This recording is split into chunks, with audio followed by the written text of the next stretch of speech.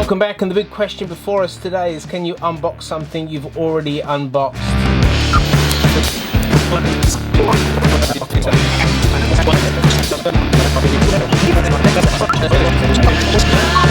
I think not.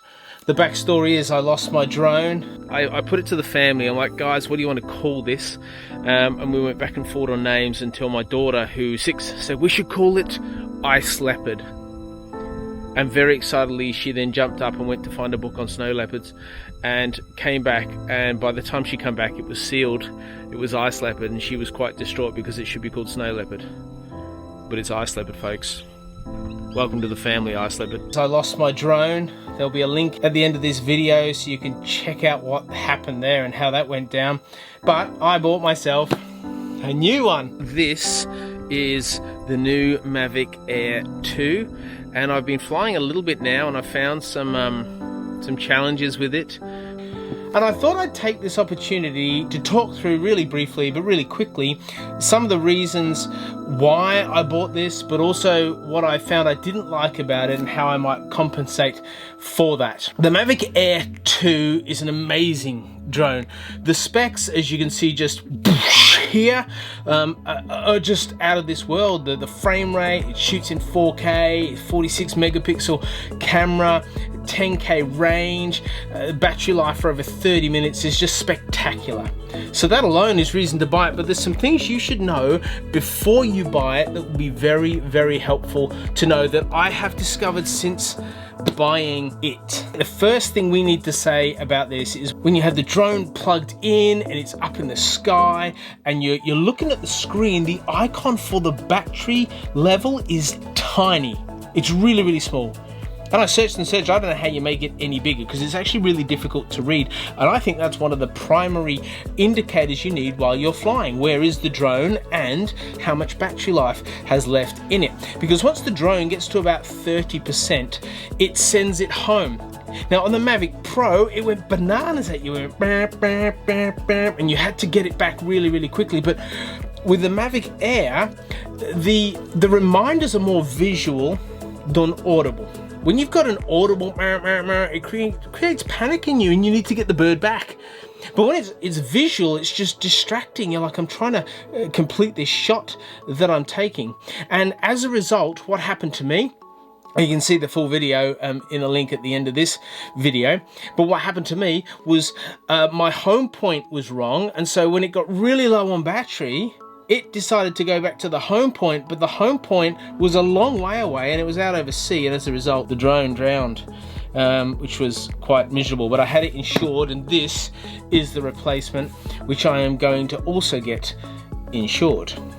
Just want to jump in here for a few minutes. We went out for a flight this morning with the Mavic Air 2 and found a significant error. At one stage during the flight, it dropped from 37% to 23%, like a massive drop, the battery, in just a moment of seconds. It just went bonk, which is a real challenge, and I would say potential fatal error.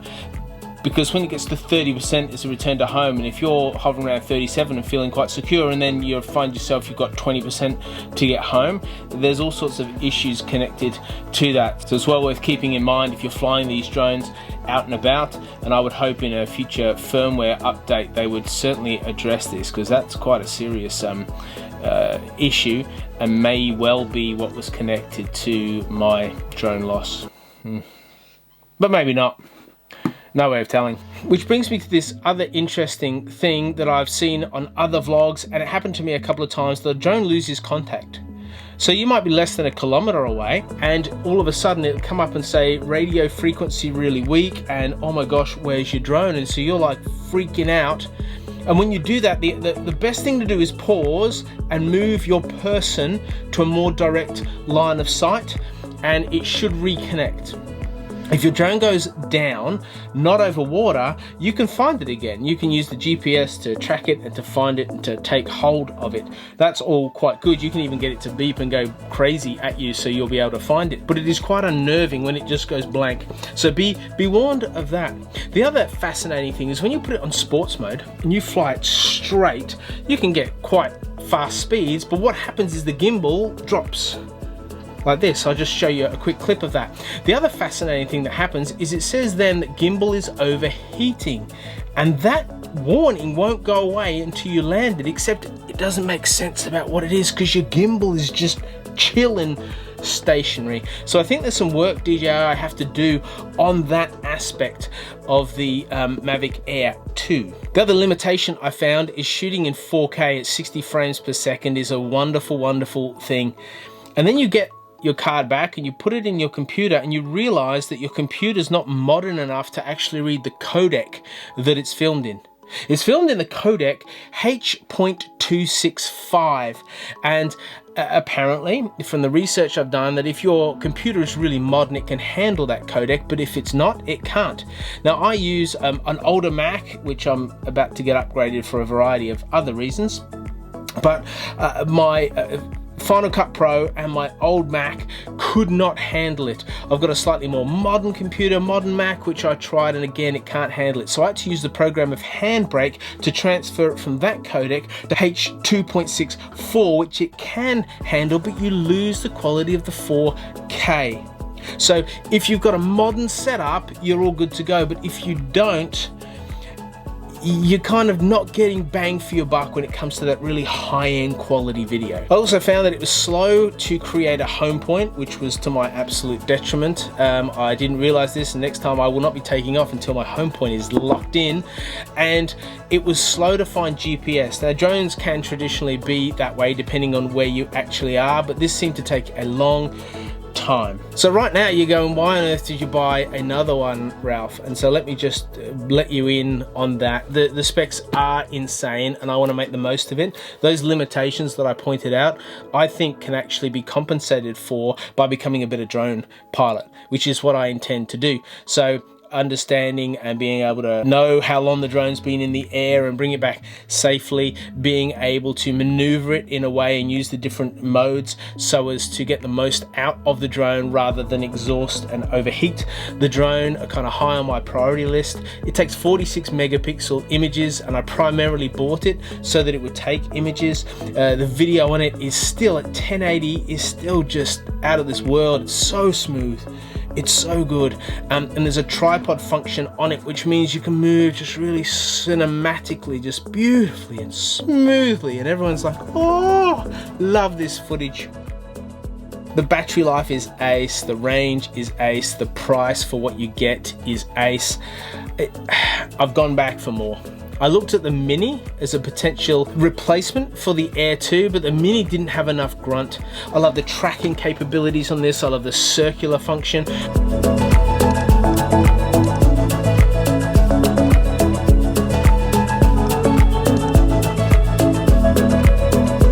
One of the challenges with the tracking is if it's really small and really fast moving, like a kayak, you have to get right down close to it, otherwise you'll have no chance of catching it. Same with a car. If you're higher up, you might have more of a chance. So just be aware of that, but basically you can move your hand across the screen and it grabs hold of it.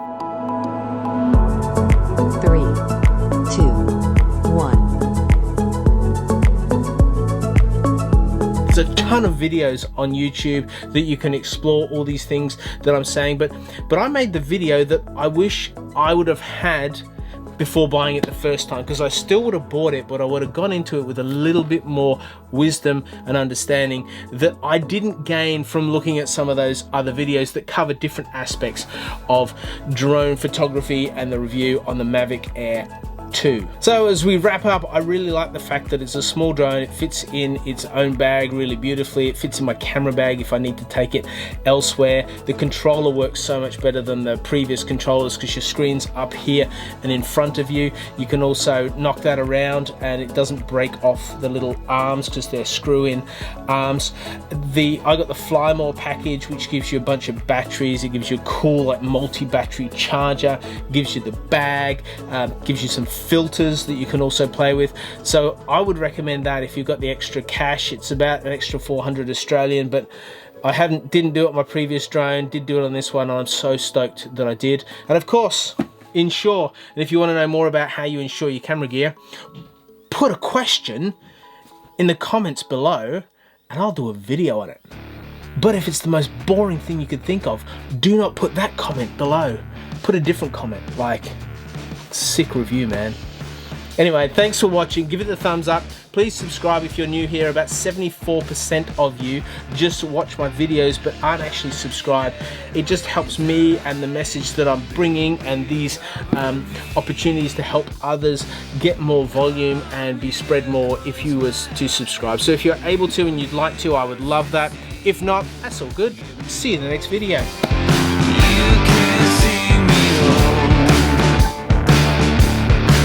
Give me